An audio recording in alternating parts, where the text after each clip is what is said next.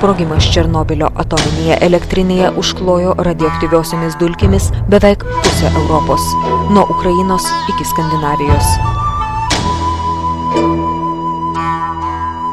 Ekspertų skaičiavimu šis sprogimas padarė 500 kartų didesnę žalą nei amerikiečių atominė bomba 1945 metais numesta ant Hirosimos.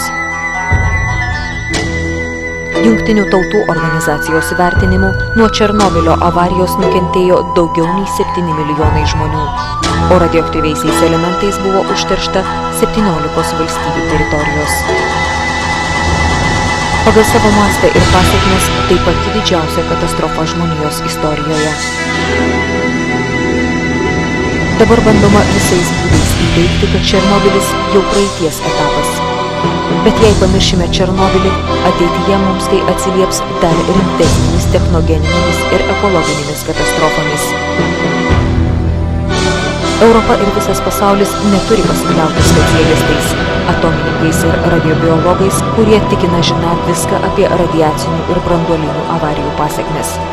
Iš tikro jos yra daug kartų sunkesnis, baisesnis, didesnis pagal savo mastą ir daugiaplanis. Tiek žmonių sveikatai, tiek gyvajai bei negyvajai gamtai, jei lyginsime su vertinimais atliktais iškart po įvykio.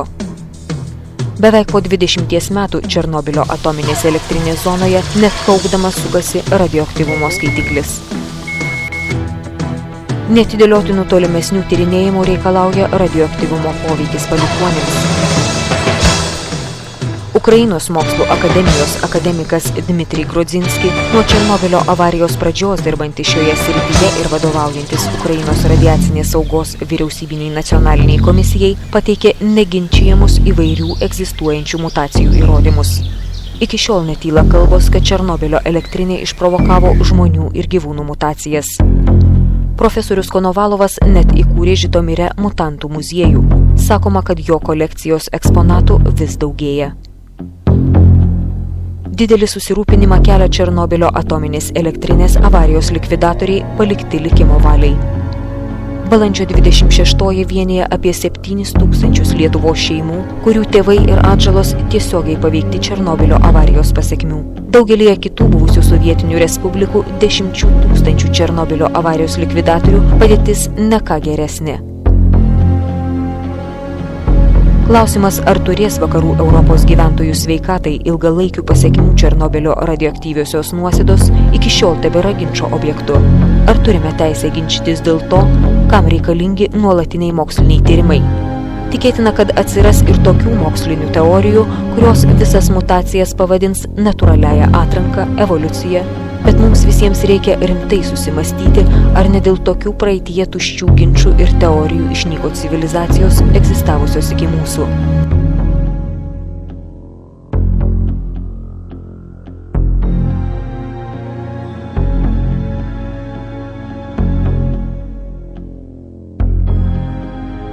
Žmonija Černobylio katastrofos pasekmes jaus amžinai, ne šimtmečius, o tūkstantmečius.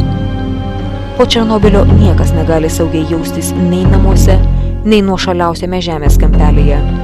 Dauguma, tarp jų ir vaikai, gimė po sprogimo mirs anksčiau laiko. Ar turime teisę leisti jiems gyventi ir mirti su mintimi, kad pasaulis jiems abejingas?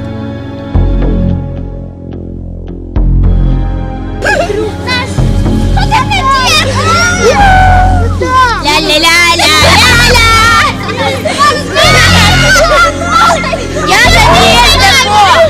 Это младший Дружков. А ты младший?